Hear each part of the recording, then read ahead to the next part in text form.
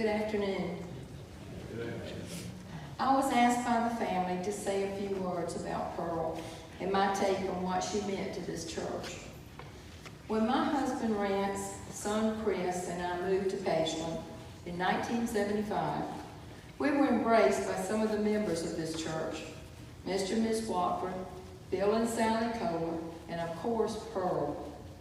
The first few times we visited here, I must say I was a little intimidated by the number of people who filled the pews and all the ladies being so prim and proper.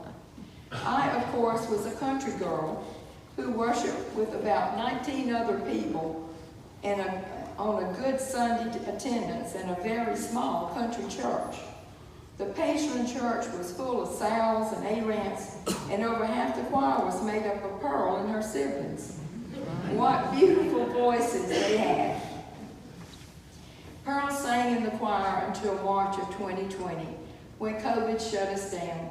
She may not have been able to stand for each hymn, but she was there with us in spirit. Before each service, she took pride in playing the chimes to ring in the hour. When it became difficult for her to move to the organ, the chimes were placed in front of her so she could play them. Pearl never missed being at church unless she was out of town. She never missed because she was sick. She was the healthiest person of her age I've ever known. Yeah, that's true. I think she held about every office there was in the church over the years. I've been told she directed the MYF for many years because she enjoyed working with the young people. She was involved with United Methodist Women in all their activities with this organization. She was instrumental in making chrismons for the Christmas tree. She was involved with all the fundraisers such as soup and barbecue sales. She was chairwoman of the trustees. I think Pearl was born a leader.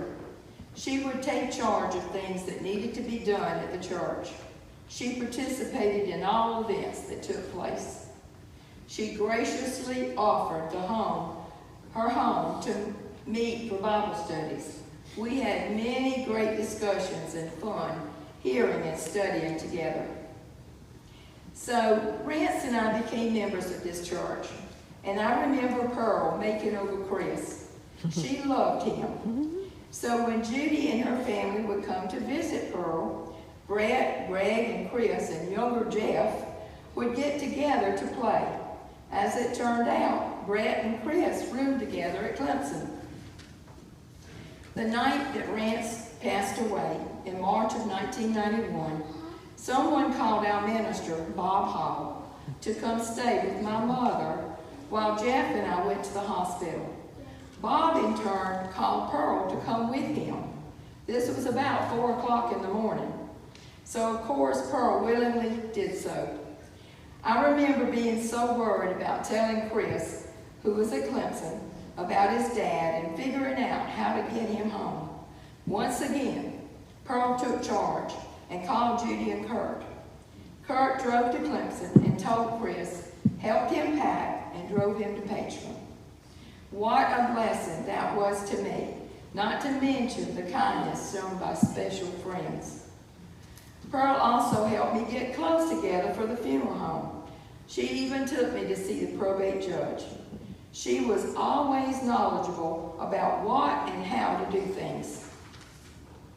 One of my favorite memories with her was when she asked me to drive her to Columbia to hear Kurt and Greg sing in a barbershop quartet. I took her and we enjoyed the singing so much and had so much fun. I hope that Pearl knew how much I appreciated her help during the worst time in my life. I will never forget her. She set an example for all of us. She was born a leader.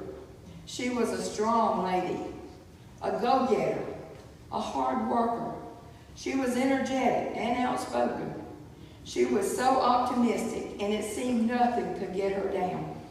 She had a huge heart. She loved people, especially her family. She was one of a kind. Thank you, Pearl, for being so loyal and giving to your beloved church. We will all miss you.